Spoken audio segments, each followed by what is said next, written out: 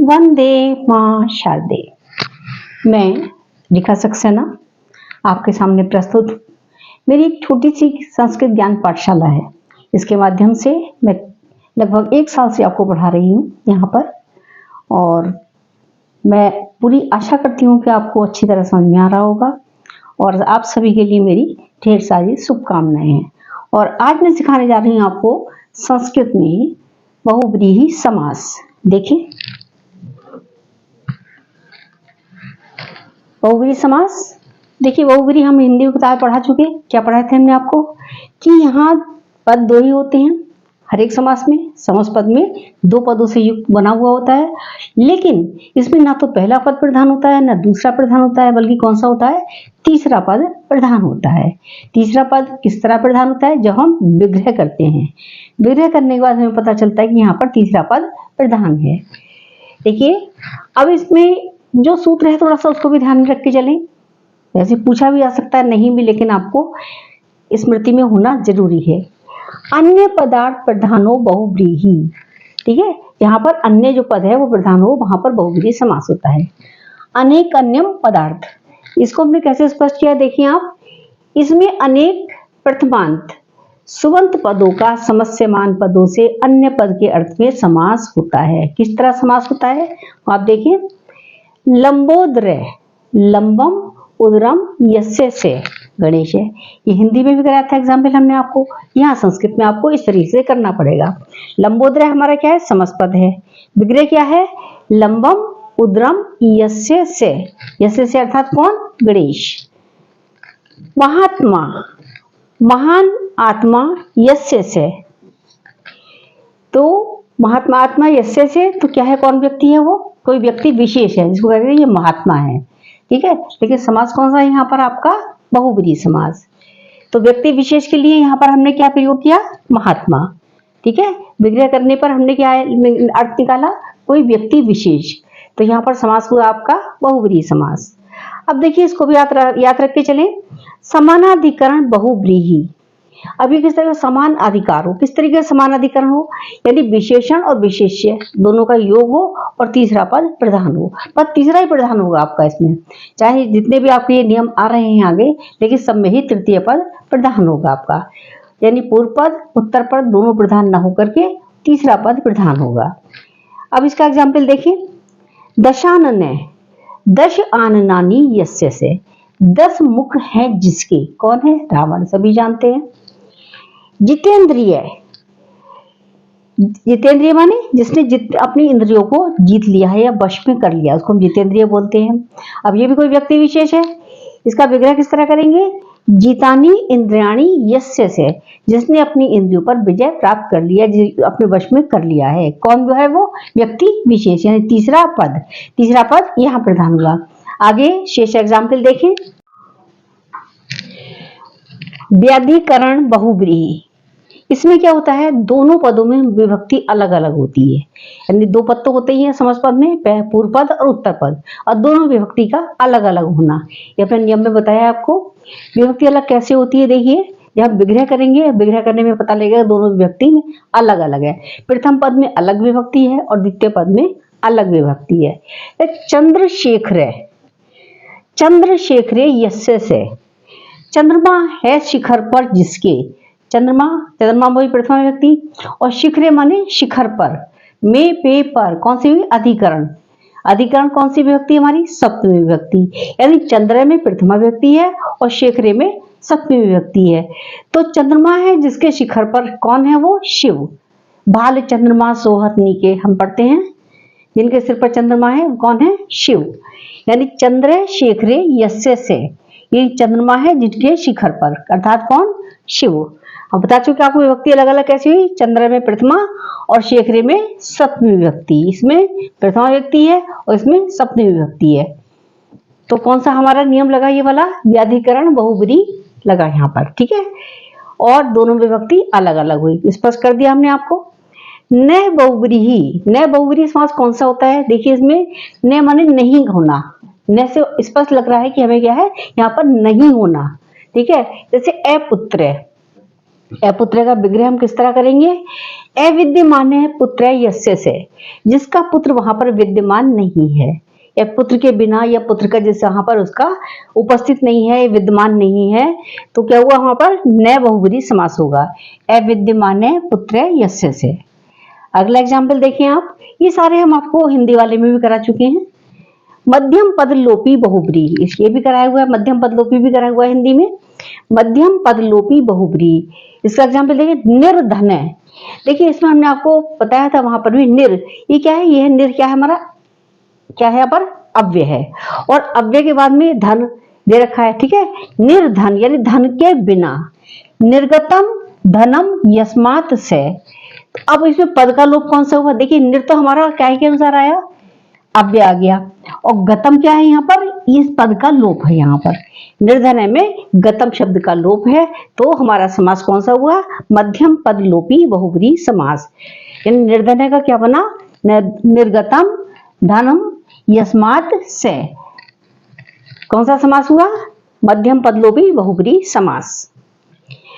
नित्यम असिच प्रजा मेधियो, ये संस्कृत में कराया है केवल, ये हिंदी में नहीं है। इसको देखिए आप किस तरीके से है।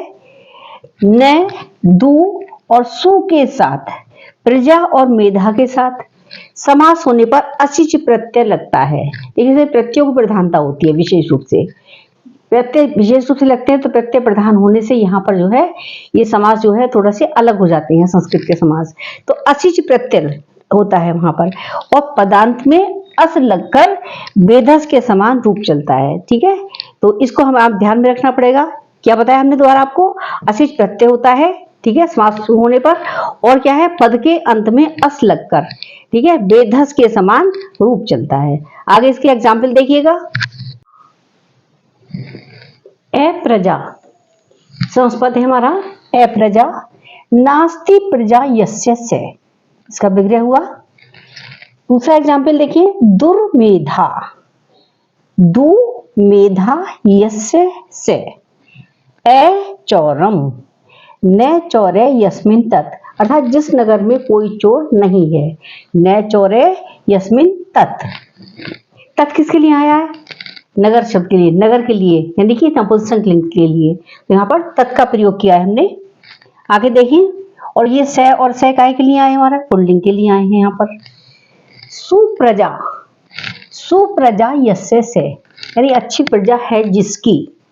सुहृदया, अच्छा हृदय है जिसका, अच्छे हृदय वाली है जो, यानी सुहृदया यस्या सा, जिसका अच्छा हृदय है, सुहृदया है, यानी सुहृदय वाली है। सुहृदया ये समासपद है। सुहृदया यस्या सा, जिसका अच्छा हृदय है, जिसका सुहृदय है। सुहृदया यस्या सा।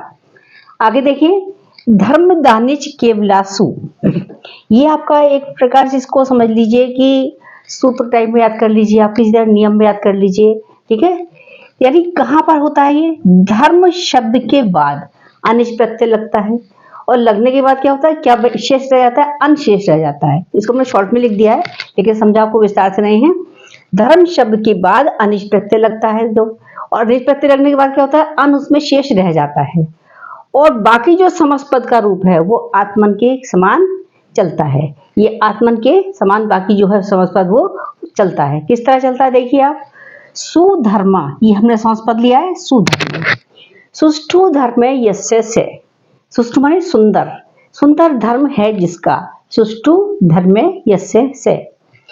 विदित धर्मा, विदित धर्म येन से, जिसे धर्म का ज्ञान है, जिसे धर्म का, जो धर्म को क्या वेता है, जानने वाला है, या जिसको धर्म विदित है। तो बनेगा क्या इसका विग्रह? विदित धर्म का, विदित है धर्म है येन स। अन्य उदाहरण देखिए आप इसके। सुधनवा, सु माने सुंदर, और धनु माने धनुष, यानी शोभनम धनु यस्य से, जिसका धनुष सुंदर है।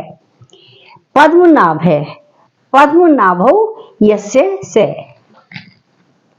यानी पद्म माने कमल, नाभु माने नाभि में, जिसकी नाभि में कमल है, ठीक है। तो क्या बना आपका यहाँ पर? बहुब्रीहि समास। आगे के शेष एग्जाम्पल देखिए। चतुरानने, समासपद क्या है आपका? चतुरानने। चतुर माने चार, आनन माने मुख। ये आपको हिंदी में भी कराया है और आगे भी करा रहे हैं संस्कृत में। चतुर्वारी आननानी यस्य से, चार हैं मुख जिसके, आननानी माने मुख, यानी बहुत सारे मुख। चतवारी माने चार, आनंद माने मुख, यानी चार हैं आनंद जिसके, चतुरानन। दूसरा एग्जाम्पल देखिए, प्राप्तो उदके, प्राप्तम उदकम यम से, यानी जिसे जल प्राप्त हुआ हो। उदात्त मनस्के, यानी उद्दतम मनः यस्य से, यानी उद्यत मन है जिसका। अगला एग्जाम्पल है आपका निर्जनम, निर्गतम जने यस्मात् तत्, यानी निर्गत जन के बिना जो स्थान है उसे हम निर्जन बोलते हैं। हिंदी में संस्कृत में दोनों में निर्जन बोला जाता है इसको, जहां पर कोई भी ना हो, ठीक है, यानी जनों से रहित, लोगों से रहित। निर्गतम जने यस्मात् तत्, इसका विग्रह हुआ गंतु कामे, जाने की इच्छा करने वाला, यानी गंतुम माने जाने की, कामे माने इच्छा करने वाला, यस्य से जो, यानी जाने की इच्छा करने वाला। चक्रपाणी, चक्रौ पाणौ यस्य से, चक्रपाणी आपको हमने हिंदी में भी कराया है। चक्रपाणी, बीणा पाणी कराया, आपके शूल पाणी सारे कराए ये वाले भी। तो चक्रपाणौ यस्य से, जिसके हाथ में चक्र है। विग्रह कैसे करा हमने इसमें संस्कृत में, यस्य से, यानी चक्र पाणौ यस्य से। पाणौ क्यों लाए यहाँ पर हम, क्योंकि दो हाथ है, द्वितीय व्यक्ति आएगी यहाँ पर। पाणौ माने दो हाथ, ठीक है, पाणौ माने हाथों में, और हाथ दो होते हैं लेकिन चक्र तो एक ही है, चक्र को एक वचन में लाए हम यहाँ पे। चक्र पाणौ यस्य से। प्राप्त कुल्या, प्राप्तः कुल्या यत तत्, यानी नहर जहां तक पहुंची हो, जहां पर नहर प्राप्त हुई हो। प्राप्त माने प्राप्त होना, कुल्या माने नहर, नहर जहां तक पहुंची हो। प्राप्ता कुल्या यत तत्, वह स्थान। दत्त भोजन, दत्तम भोजनम यस्मै ते, जिसको भोजन दिया गया है। दत्त माने दिया गया है, भोजनम माने भोजन, यस्मै माने जिसको, और से माने वह, जिसे भोजन दिया गया हो, यानी जिसके लिए भोजन दिया गया हो, ठीक है। देने के योग में हमने बताया था आपको अनुवाद करते समय कि वहां पर चतुर्थी विभक्ति आती है, तो यस्मै यहाँ पर चतुर्थी विभक्ति में प्रयुक्त हुआ है। बहुदंडिके, बहवे दंडिके, सॉरी दंडिने, बहवे माने बहुत सारे, दंडिने यस्मिन स, बहुदंडिके बहवे दंडिने यस्मिन स। पठितु कामः, पठितुम कामः यस्य से, जो काम पढ़ने की कामना करने वाला, पढ़ने की इच्छा करने वाला। चंद्रकांति, चंद्र से कांति यस्य से, यानी चंद्रमा की कांति है जिसकी। बहुब्रीहि समास। अर्पित भक्ति, अर्पितः भक्ति यस्या स। ये आज आपका देखिए बहुब्रीहि समास यहाँ कंप्लीट होता है, और कल हम आपको लेकर आएंगे आपके लिए तत्पुरुष समास। संस्कृत का अंतिम समास होगा ये आपका तत्पुरुष समास। नमस्कार, धन्यवाद।